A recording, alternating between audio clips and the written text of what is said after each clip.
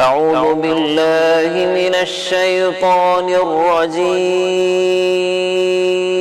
اللہ کی پناہ مانگتا ہوں میں شیطان مردود سے۔ بسم اللہ الرحمن الرحیم۔ اللہ کے نام سے شروع جو نہایت مہربان رحمت والا ہے۔ وَلَا تُؤْمِنُوا إِلَّا لِمَن تَبِعَ دِينَكُمْ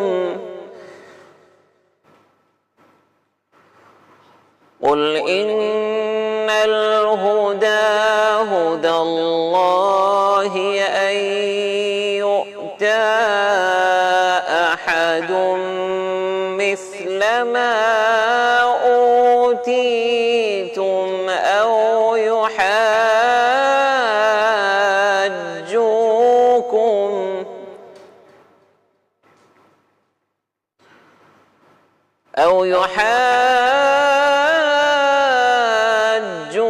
يحاجوكم عند ربكم قل إن الفضل بيد الله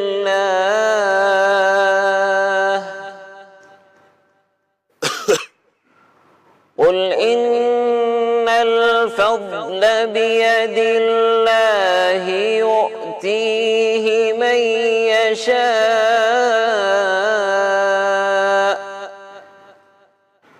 والله واسع عليم۔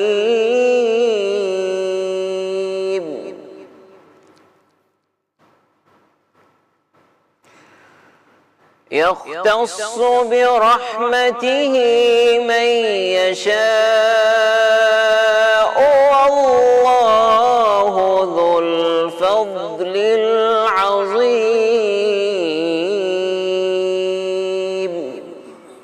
آسان ترجمہ قرآن کنز العرفان۔ اور مزید آپس میں کہا کہ صرف اسی کا یقین کرو جو تمہارے دین کی پیروی کرنے والا ہو۔ اے حبیب تم فرما دو کہ ہدایت تو صرف اللہ ہی کی ہدایت ہے، اور یہ سازشی آپس میں کہتے ہیں کہ اس کا یقین نہ کرو کہ کسی اور کو بھی ویسا مل سکتا ہے جو تمہیں دیا گیا، یا کوئی تمہارے رب کے پاس تمہارے اوپر غالب آ سکتا ہے۔ اے حبیب تم فرما دو کہ فضل تو یقیناً اللہ ہی کے ہاتھ میں ہے، وہ جسے چاہتا ہے عطا فرماتا ہے، اور اللہ وسعت والا علم والا ہے، وہ اپنی رحمت کے ساتھ جسے چاہتا ہے خاص فرما لیتا ہے، اور اللہ بڑے فضل والا ہے۔ اس آیت کی تفسیر میں ہے کہ یہودی ایک تو آپس میں سازشیں بناتے رہے اور یہ ایک دوسرے کے ساتھ سازشیں بناتے تھے، اور دوسرا ایک دوسرے کو یہ کہتے کہ صرف اسی کا یقین کرو جو تمہارے دین کی پیروی کرنے والا ہو، اور اس بات پر ہرگز یقین نہ کرو کہ کسی اور کو بھی ویسی ہدایت، دین، کتاب و حکمت، شرافت، فضیلت مل سکتی ہے جو تمہیں ملی ہوئی ہے۔ یہودیوں کے کہنے کا مقصد یہ تھا کہ نبوت تو صرف بنی اسرائیل ہی کو ملنی ہے، ان کے سوا کسی اور قبیلہ کو نہیں مل سکتی، چونکہ نبی کریم صلی اللہ علیہ وآلہ وسلم بنی اسرائیل سے نہیں بلکہ بنی اسماعیل میں سے ہیں، لہٰذا یہ نبی نہیں ہے، معاذ اللہ ثم معاذ اللہ۔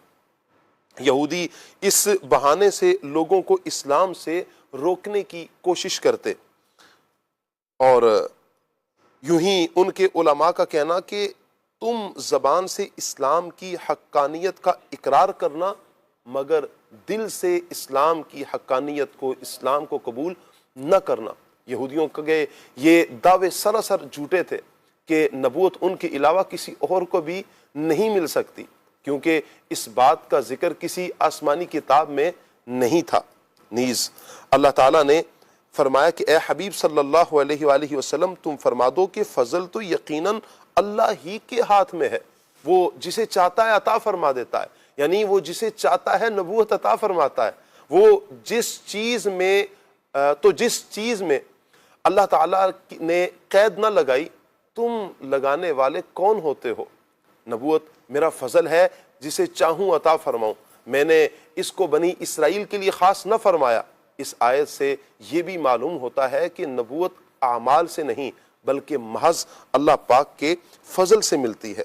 آگے فرمایا یختص برحمتہ من یشاء، وہ اپنی رحمت کے ساتھ جسے چاہتا ہے خاص فرما لیتا ہے، یعنی اللہ تعالیٰ نبوت و رسالت کے ساتھ جسے چاہے خاص فرما لیتا ہے، اور نبوت جس کسی کو ملتی ہے اللہ کے فضل سے ملتی ہے، اس میں ذاتی استحقاق کا دخل نہیں ہے۔ ہاں، اب اللہ تعالیٰ نے چونکہ نبوت کا دروازہ بند کر دیا ہے تو اب کسی کو نبوت نہیں ملے گی۔ يختص برحمته من يشاء